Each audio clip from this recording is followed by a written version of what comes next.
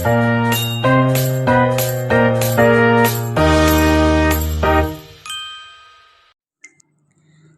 semuanya, perkenalkan saya Nasya Sima dengan NPM 2551111. Pada pagi hari ini saya akan membahas tentang Konstitusi Swiss, khususnya pada pasal 11 tentang perlindungan anak dan remaja yang ada di Swiss. Pembahasan ini tentunya dilengkapi dengan teori-teori yang relevan, teori-teori kenegaraan, dan juga teori yang kondusif. Pasal 11 Konstitusi Swiss menetapkan dua praktik kenegaraan untuk melindungi anak dan remaja yang ada di negaranya. Praktik yang pertama adalah perlindungan khusus anak dan remaja. Negara wajib melindungi integritas fisik, mental, dan moral anak.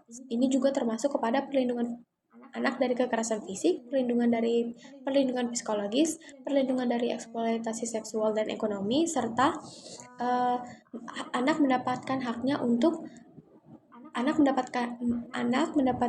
untuk memperoleh lingkungan yang mendukung untuk tumbuh perkembangannya.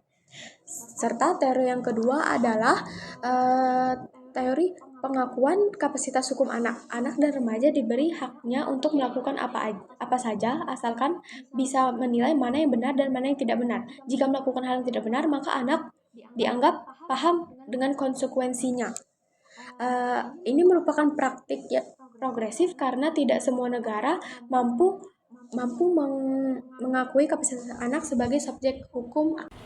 Yang kedua ada teori kenegaraan yang digunakan. Yang pertama ada teori welfare state atau negara kesejahteraan. Negara wajib melindungi kelompok rentan. Pasal 11 adalah implementasi langsung konsep state responsibility. Karena Swiss menganut welfare state modern, negara harus menyediakan sistem sosial dan hukum untuk menjamin kesejahteraan anak. Yang kedua ada hak asasi manusia. Anak adalah subjek hukum yang memiliki martabat dan hak yang harus dihormati. Pasal 11 selaras dengan Konferensi Hak Anak PBB 1989 atau CRC, terutama prinsip best interest of the child.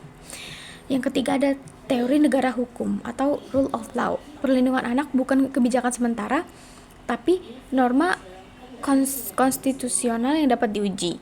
Kebijakan sosial tentang anak wajib tunduk pada pasal 11, bukan sebaliknya. Ini menunjukkan supremasi konstitusi.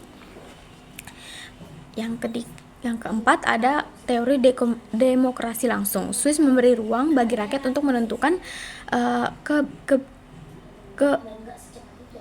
kebijakannya melalui referendum dan inisiatif rakyat. Kebijakan perlindungan anak dapat diperkuat melalui mekanisme partisipasi, memperkuat legitimasi publik. Yang ketiga ada analisis konsekuensi logis. Negara wajib melindungi integritas anak. Pemerintah Swiss harus menyediakan sistem deteksi dini kekerasan anak, layanan konseling, program edukasi anti-bullying, kurikulum pendidikan tentang keamanan dan partisipasi anak.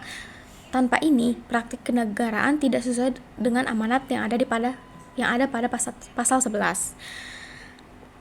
Yang kedua ada pengakuan kapasitas hukum anak. Negara dan sekolah harus memberikan ruang bagi anak untuk menyampaikan pendapat, partisipasi dalam kegiatan sekolah, konsultasi anak dalam keputusan yang mempengaruhi hidupnya. Misalnya kasus perceraian dan lain-lain. Ini adalah konsekuensi langsung dari ayat kedua. Yang keempat ada identifikasi masalah. Perbedaan kemampuan anak dalam menilai keputusan sehingga menentukan batas kedewasaan sering subjektif. Perbedaan aturan antar kanton karena Swiss menggunakan sistem federal, implementasi bisa tidak seragam. Minimnya partisipasi keluarga migran karena hambatan bahasa dan budaya. Masalah-masalah ini perlu dianalisis dalam kerangka teori. Yang kelima ada pendekatan historitis, komparatif, dan konseptual. Yang pertama histori. Pasal 11 diperkuat setelah ratifikasi CRC 1989 menunjukkan evolusi konstitusi Swiss dalam perlindungan anak. Banyak negara Eropa tidak mengatur perlindungan anak secara eksplisit dalam konstitusi. Swiss unggul karena menjadikan norma dasar yang tidak dapat dikurangi. Konsep the best interest of the child menjadi dasar interpretasi pasal 11.